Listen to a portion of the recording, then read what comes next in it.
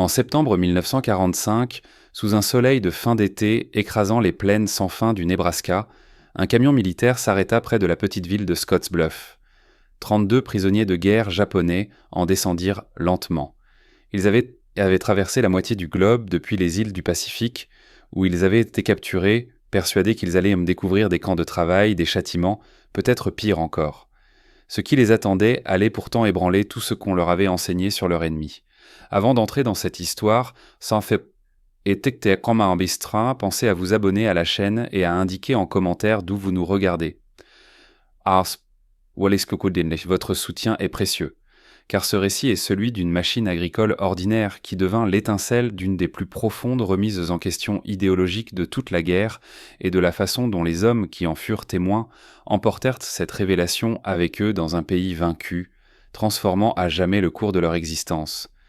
Le lieutenant Ishi Yamamoto se tenait droit, immobile, tandis que des gardes américains lui ôtaient les chaînes des poignets. Il avait 26 ans. Diplômé de l'Académie navale impériale, il croyait encore, 3 mois plus tôt, à la supériorité absolue de l'esprit japonais sur ce qu'il appelait l'opulence matérielle américaine. On lui avait appris que les Américains étaient faibles, qu'ils se cachaient derrière des machines faute de discipline et de courage véritable. Les films de propagande projetés avant le départ montraient un peuple paresseux, repu, destiné à s'effondrer face à une résistance déterminée. Depuis sa capture, la réalité l'avait troublé, mais il s'était convaincu que l'abondance de nourriture, les soins médicaux, les stocks apparemment inépuisables n'étaient qu'une mise en scène, une vitrine destinée à impressionner. Les chefs militaires japonais avaient assuré à leurs troupes que la puissance industrielle américaine était largement exagérée, que ces images d'usines géantes et de chaînes de montage relevaient plus d'Hollywood que de la vérité. Le sergent-chef Robert Henderson supervisait les équipes de travail des prisonniers depuis 18 mois.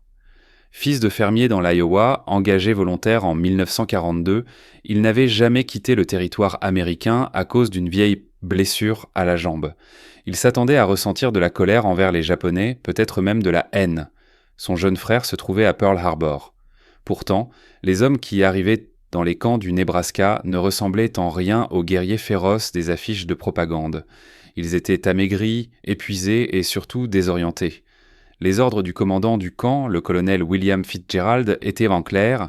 Les prisonniers devaient être traités conformément aux conventions de Genève, correctement nourris, logés décemment et employés à des travaux utiles à la communauté locale, privée de main-d'œuvre depuis que tant de fermiers étaient partis au front. Plus encore, on devait leur montrer concrètement ce qu'était la société américaine. Il s'agissait d'une forme de guerre psychologique fondée non sur la peur, mais sur les faits. Les prisonniers furent répartis sur 5 fermes de la région. La pénurie de bras devenait critique et la récolte de blé du Nebraska était vitale pour nourrir non seulement l'armée américaine, mais aussi les forces alliées sur plusieurs fronts. Le soldat Hiroshi Tanaka, pêcheur avant d'être mobilisé, se retrouva au milieu d'un champ de blé qui s'étendait jusqu'à l'horizon. Jamais il n'avait vu autant de nourriture pousser au même endroit. Le fermier Ernest Schultz, 63 ans, travaillait cette terre depuis l'âge de 12 ans. Ses 3 fils combattaient en Europe. Son dos le faisait souffrir. Il avait besoin d'aide, peu importe d'où elle venait.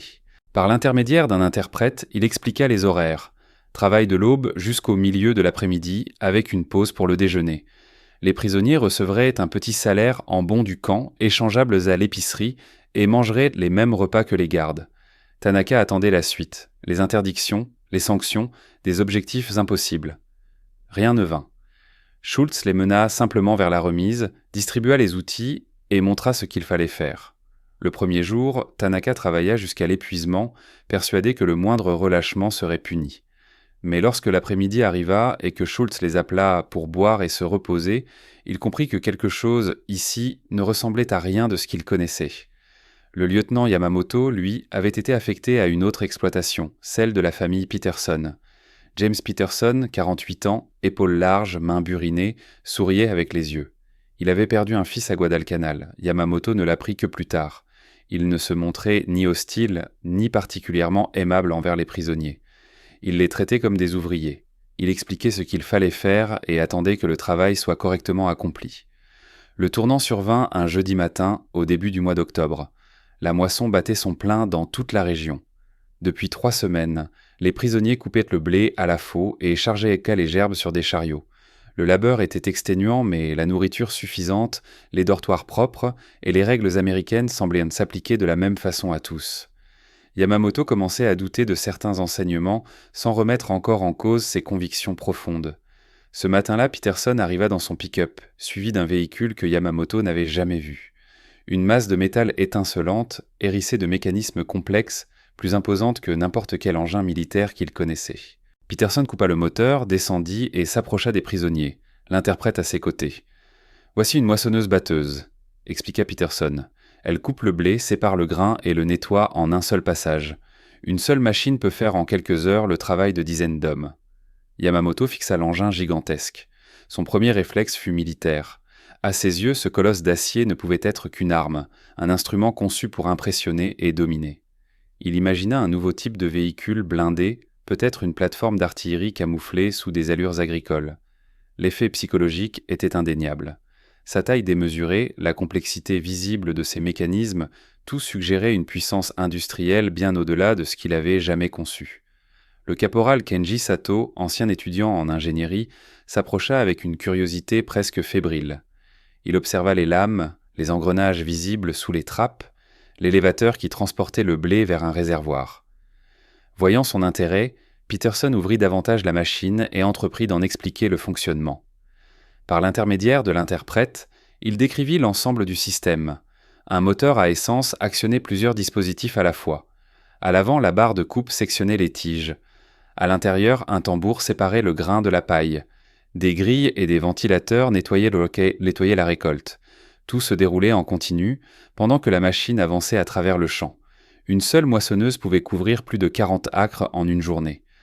Sato traduisit pour les autres prisonniers. Sa voix s'éteignait peu à peu, à mesure que le sens de ces chiffres s'imposait. 40 acres par jour, une seule machine. Il calcula mentalement. Avec une faux, même un ouvrier robuste dépassait rarement un demi-acre quotidien.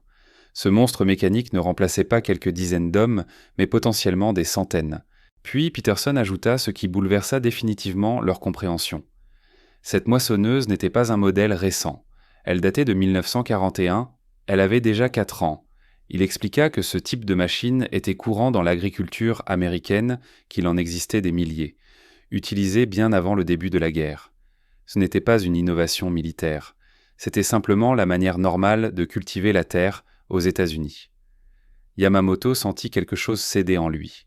Si ces machines étaient réellement des outils ordinaires, produits en masse au point que de simples fermiers en possédaient, alors tout ce qu'on lui avait enseigné sur la capacité industrielle américaine n'était pas seulement faux, c'était une illusion totale. La propagande n'avait pas enjolivé la réalité, elle l'avait renversée. Peterson mit le moteur en marche. Le vacarme jaillit comme un tonnerre, un grondement mécanique qui semblait faire vibrer le sol. Puis il engagea les leviers et la moissonneuse s'avança dans la partie encore intacte du champ. Les prisonniers observaient en silence. Une bande de blé d'environ 6 mètres de large disparaissait dans la machine. Quelques secondes plus tard, un flot de grains propres se déversait dans la trémie. En un quart d'heure, l'engin récolta ce qui aurait exigé une journée entière de travail manuel à tout leur groupe. Ils comprirent alors que les Américains ne les faisaient pas couper à la faute de machine, mais parce qu'il n'y en avait pas assez pour tout moissonner en même temps. Eux n'étaient qu'une main-d'œuvre d'appoint, non la force principale. Ce soir-là, de retour au camp, Yamamoto s'assit avec plusieurs officiers dans la baraque. Ils parlaient à voix basse, tentant de donner un sens à ce qu'ils avaient vu. Le capitaine Ichiro Nakamura, ancien professeur d'économie politique à l'université de Kyoto, mit enfin des mots sur leurs pensées communes. Si les Américains sont capables de produire de telles machines en si grand nombre pour l'agriculture, alors leur capacité de production militaire dépasse tout ce que nos dirigeants ont jamais imaginé. Les chiffres qu'on nous donnait n'étaient pas optimistes, ils relevaient du fantasme. Yamamoto sortit un petit carnet qu'il était autorisé à conserver. Il y nota tout ce dont il se souvenait. Les détails techniques de la machine, la manière désinvolte dont Peterson parlait des volumes de production, le fait surtout que cet engin vieux de 4 ans fonctionnait parfaitement. Signe non seulement d'une production massive, mais aussi d'un système d'entretien et d'approvisionnement durable. Dans les semaines suivantes, les prisonniers commencèrent à regarder leur environnement autrement. Ils remarquèrent les camions qui approvisionnèrent le camp, tous différents, tous efficaces. les montres aux poignets des gardes, de marques et de styles variés, preuve que même les objets les plus ordinaires étaient les produits à grande échelle. Ils observèrent ça les routes bien entretenues, les lignes électriques reliant chaque ferme, les téléphones qui connectaient les campagnes aux villes. Sur la ferme Schultz, Tanaka fit à son tour une découverte marquante. Schultz reçut des pièces de rechange pour son tracteur, commandées sur catalogue. Elles arrivèrent en 3 jours à peine, expédiées depuis un entrepôt situé à plusieurs centaines de kilomètres. Tanaka, qui connaissait les cauchemars logistiques du front du Pacifique, mesurait ce que cela signifiait. Là où l'armée japonaise peinait à ravitailler ses îles, de simples fermiers américains recevaient par courrier des pièces mécaniques en quelques jours. L'interprète du camp, un Américain d'origine japonaise nommé George Takahashi, inspirait d'abord la méfiance. Japonais par le sang, américain par la culture, il incarnait ce que la propagande qualifiait de traîtrise. Mais Takahashi se montra patient. Peu à peu, les prisonniers osèrent l'interroger. Il leur expliqua que des centaines de milliers de Japonais vivaient aux États-Unis. Il raconta que beaucoup avaient été internés au début de la guerre, une politique controversée, contestée par de nombreux Américains, mais que ceux qui résidaient hors des zones interdites continuaient à gérer des commerces, à aller à l'école, à mener une vie ordinaire. Takahashi leur raconta aussi l'histoire de sa propre famille. Ses parents avaient émigré 30 ans plus tôt. Son père avait ouvert une petite épicerie. Ses 2 frères combattaient à présent dans l'armée américaine, en Europe. Cela troubla les prisonniers plus que presque tout le reste. Comment un pays pouvait-il permettre à des hommes d'origine japonaise de porter l'uniforme américain tout en étant en guerre contre le Japon? Comment une société pouvait-elle se fonder sur autre chose qu'une hiérarchie raciale et la loyauté du sang? Takahashi leur expliqua alors que la citoyenneté américaine reposait avant tout sur l'adhésion à des principes politiques communs, non sur l'ethnie. Cette idée demanda du temps pour être comprise, car elle contredisait frontalement tout ce qu'on leur avait enseigné sur l'organisation naturelle des sociétés. En novembre, avec l'arrivée du froid, on confia aux prisonniers un nouveau travail, la récolte du maïs. Ils y découvrirent une autre machine, la cueilleuse de maïs, qui leur parut presque plus extraordinaire encore que la moissonneuse-batteuse. Arracher les épis aux tiges, les écosser et les rassembler en une seule opération exigeait une ingéniosité mécanique révélant une culture industrielle obsédée par l'efficacité et l'innovation. Un après-midi, Peterson invita quelques prisonniers, dont le lieutenant Yamamoto, à déjeuner chez lui. Sa femme Margaret leur servit des sandwichs au bœuf, du pain frais, des légumes et du lait. La quantité de viande, à elle seule, aurait été frappante. Mais ce qui marqua Yamamoto fut surtout la banalité de ce repas. Ce n'était pas une occasion spéciale. C'était un déjeuner ordinaire. L'Amérique produisait tant de nourriture que, même en pleine guerre mondiale, ses civils mangeaient mieux que les officiers japonais en temps de paix. Au cours du repas, Peterson parla de son fils. Michael avait 19 ans lorsqu'il avait été tué à Guadalcanal. Il était parti enthousiaste, convaincu de servir une juste cause. Les yeux de Margaret étaient rougis, mais sa voix ne tremblait pas. Elle dit qu'elle ne haïssait pas le peuple japonais. Elle haïssait la guerre. Elle haïssait l'idée que des jeunes hommes, des 2 côtés, soient sacrifiés par des décisions prises loin des champs de bataille. Yamamoto resta sans voix. Dans l'armée impériale, de tels propos auraient été jugés dangereux, peut-être même criminels. Et pourtant, cette femme qui avait perdu son fils ne parlait pas avec colère, mais avec une douleur qui dépassait toute frontière. Cette attitude le bouleversa profondément. En décembre, cela faisait 3 mois que les prisonniers se trouvaient au Nebraska. Le camp de Scottsbluff, officiellement camp de prisonniers de guerre né en 1908, abritait désormais 800 hommes, parmi lesquels le groupe qui avait assisté à l'arrivée de la moissonneuse-batteuse. Leur expérience s'était répandue, et dans les baraquements, les discussions se concentraient de plus en plus sur ce qu'elles signifiaient réellement. Le sergent Henderson remarqua lui aussi l'évolution. Les prisonniers semblaient plus réfléchis, moins rigides. Certains demandaient des cours d'anglais. D'autres réclamaient des journaux, désireux de comprendre comment la société américaine parlait de la guerre. Le commandant du camp autorisa ces initiatives, convaincu que l'instruction était plus efficace que la contrainte pour atteindre des objectifs durables. L'hiver fut rude, plus glacial que tout ce que la plupart avaient connu. Pourtant, les baraques étaient chauffées, la nourriture suffisante et on leur distribua des vêtements chauds. Chaque jour, le contraste avec les conditions de l'armée impériale devenait plus évident. Tanaka, dans une lettre qu'on l'autorisait à écrire sans qu'elle soit envoyée avant la fin du conflit, décrivit l'étrangeté de sa situation. Il était mieux nourri et mieux logé en tant que prisonnier qu'il ne l'avait jamais été comme soldat. En janvier 1946, après la capitulation officielle, les prisonniers commencèrent à apprendre ce qu'ils ignoraient encore: les bombes atomiques sur Hiroshima et Nagasaki, l'ampleur des pertes, les termes sans condition de la reddition, l'occupation du Japon par les forces américaines. Pour beaucoup, ce fut un choc dévastateur. Tout ce qu'ils croyaient au sujet de l'invincibilité japonaise, de la supériorité spirituelle censée triompher de la matière, s'était effondré. Certains refusèrent d'y croire, parlant encore de mensonges. D'autres, dont Yamamoto, reconnurent la cohérence de ce qu'ils voyaient. La moissonneuse-batteuse avait été la première fissure. Le reste n'était que la confirmation. En mars, Ernest Schultz eut avec Tanaka une conversation qu'aucun des deux n'oublierait. Par l'interprète, Schultz exposa sa vision des choses. Il dit que l'agriculture vous apprenait des vérités simples. On ne récolte pas ce qu'on n'a pas semé, on ne commande ni au climat ni à la terre, on peut travailler dur ou travailler intelligemment.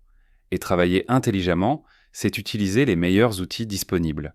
La volonté seule ne suffisait pas lorsque les méthodes étaient inadéquates. Il ajouta n'avoir jamais compris l'idéologie qui avait conduit à la guerre. Il ne voyait pas pourquoi une nation choisirait d'affronter un adversaire disposant d'une supériorité matérielle écrasante.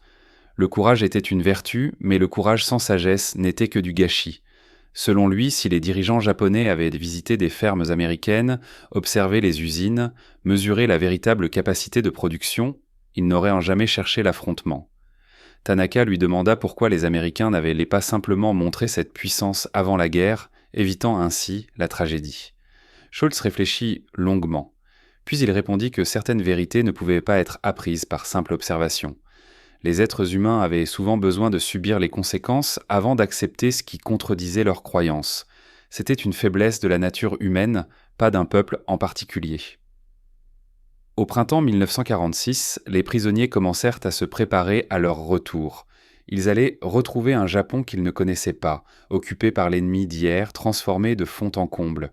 Beaucoup redoutaient ce qu'ils allaient retrouver. Le lieutenant Yamamoto devait rentrer en avril. Avant son départ, il demanda au sergent Henderson s'il pouvait voir une dernière fois le fermier Peterson. Henderson organisa la rencontre et le conduisit un samedi matin jusqu'à la ferme. Peterson se trouvait dans son hangar, occupé à réviser la moissonneuse-batteuse en prévision de la prochaine saison. Yamamoto resta un moment sur le seuil, observant ses gestes précis, sobres, efficaces. Chaque mouvement semblait mesuré, dénué de toute inutilité. Par l'intermédiaire de l'interprète qui les accompagnait, Yamamoto remercia Peterson pour la manière dont il l'avait traité ces derniers mois. Il lui dit combien cette expérience avait été formatrice, bien au-delà de ce qu'il parvenait encore à exprimer. Puis il posa la question qui l'habitait depuis des semaines. Que devait-il raconter une fois rentré au Japon sur ce qu'il avait vu? Peterson se redressa, s'essuya les mains couvertes de graisse et demeura silencieux un long moment. Enfin, il répondit que Yamamoto devait dire la vérité, que les Américains n'étaient ni des surhommes ni des êtres exceptionnellement doués. C'étaient des gens ordinaires qui avaient construit des systèmes efficaces, qui privilégiaient les résultats concrets à la pureté idéologique, et qui considéraient les outils comme un moyen de rendre la vie plus facile et le travail plus productif. Il ajouta que les mêmes principes qui rendaient l'agriculture américaine si performante pouvaient permettre à n'importe quel pays de prospérer pour peu qu'il accepte d'apprendre. La moissonneuse-batteuse n'était pas une arme. C'était l'illustration de ce qui devenait possible lorsque l'ingéniosité humaine se consacrait à créer plutôt qu'à détruire. Le Japon, dit-il, pouvait fabriquer ses propres machines, développer ses industries, bâtir la prospérité de son peuple s'il choisissait de construire plutôt que de conquérir. Yamamoto s'inclina selon le rituel japonais, Peterson lui tendit la main à l'américaine. Après une brève hésitation, Yamamoto la saisit. Ils se serrèrent à la main d'égal à égal. Les navires de rapatriement quittèrent Seattle à la fin avril. Des centaines d'anciens prisonniers, dont tous ceux qui avaient travaillé dans les fermes du Nebraska, traversèrent le Pacifique jusqu'à Yokohama. Ils emportaient peu d'objets, mais une somme d'observations qui influencerait la société japonaise d'après-guerre de manière discrète mais profonde. Tanaka retrouva son village de pêcheurs en grande partie détruit par les bombardements. Il travailla d'abord comme journalier, puis en 3 ans, économisa assez pour acheter un petit bateau motorisé. En appliquant les principes de mécanisation observés en Amérique, il développa l'une des activités de pêche les plus productives de la région et devint un ardent défenseur de la modernisation des techniques japonaises. Le capitaine Nakamura retourna à l'université de Kyoto où il acheva sa carrière académique. Il écrivit abondamment sur le développement économique et la politique industrielle, s'appuyant souvent sur son expérience de prisonnier pour illustrer les liens entre technologie, productivité et organisation sociale. Ces travaux influencèrent alors toute une génération d'économistes appelés à guider la reconstruction du pays. Pour Yamamoto, le retour fut plus difficile. Ancien officier impérial, il inspira d'abord la méfiance des autorités d'occupation. Mais sa conduite documentée en captivité et sa volonté sincère d'accompagner les réformes démocratiques lui ouvrirent peu à peu des portes. Il travailla comme traducteur et officier de liaison, aidant à combler le fossé culturel entre les forces américaines et la population japonaise. Il se maria en 1949, eut 3 enfants et vécut assez longtemps pour voir le Japon devenir une puissance économique capable de produire des machines agricoles rivalisant avec celles des États-Unis. En 1978, Yamamoto retourna au Nebraska au sein d'une délégation commerciale chargée d'étudier les technologies agricoles américaines. La ferme Peterson existait toujours, désormais dirigée par le petit-fils de James Peterson, né après la mort de son oncle Michael pendant la guerre. La vieille moissonneuse avait depuis longtemps été remplacée par des modèles bien plus avancés, mais le petit-fils l'avait conservée dans une grange, comme un vestige familial. Yamamoto se tint devant la machine silencieuse, immobile, et se souvint du matin de 1945 où elle avait fait voler en éclats ses certitudes. Il se revit persuadé qu'il s'agissait d'une arme, incapable d'imaginer qu'un tel niveau d'ingénierie puisse servir autre chose que la destruction. Il se rappela le lent et douloureux cheminement par lequel il avait compris à quel point sa vision du monde, au-delà des frontières japonaises, était erronée. La moissonneuse-batteuse n'avait été ni cruelle, ni bienveillante. Elle était simplement une machine, conçue pour une fonction précise, obéissant à des lois mécaniques qui dépassaient toute idéologie. Mais en incarnant ces principes avec une telle évidence, elle avait accompli ce que ni la propagande ni la contrainte n'auraient jamais pu obtenir. Elle avait imposé une confrontation avec la réalité. Henderson, devenu enseignant après sa retraite militaire, correspondit durant des années avec plusieurs anciens prisonniers. Dans leurs lettres des années 1950 et 1960, ils évoquaient la guerre avec une franchise impossible autrefois. Henderson y confiait ses préjugés initiaux et sa surprise d'avoir découvert que les prisonniers japonais n'étaient ni des monstres ni des héros mythiques, mais simplement des hommes. Les anciens captifs racontaient, eux, leurs bouleversements idéologiques et la difficulté de concilier leurs croyances passées avec le monde d'après-guerre. Dans l'une de ses lettres, Tanaka décrivait avoir emmené son fils adolescent voir une moissonneuse japonaise lors d'une exposition agricole en 1962. Il lui expliquait que ce genre de machine lui avait autrefois semblé presque magique, produit inconcevable d'une civilisation qu'il ne comprenait pas. Il ajoutait que la plus grande leçon de sa vie avait été celle-ci. Comprendre exige de l'humilité, et l'ignorance alliée à la certitude est la combinaison la plus dangereuse qui soit. Les fermiers du Nebraska qui avaient employé des prisonniers japonais parlèrent peu de cette expérience dans les années qui suivirent immédiatement la guerre. C'était une situation politiquement délicate, émotionnellement lourde, et la communauté elle-même était divisée.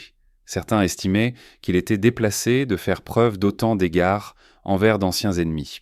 Mais avec le recul des années, beaucoup en vinrent à considérer cette expérience comme une tentative précieuse de faire vivre des valeurs plutôt que de se contenter de les proclamer.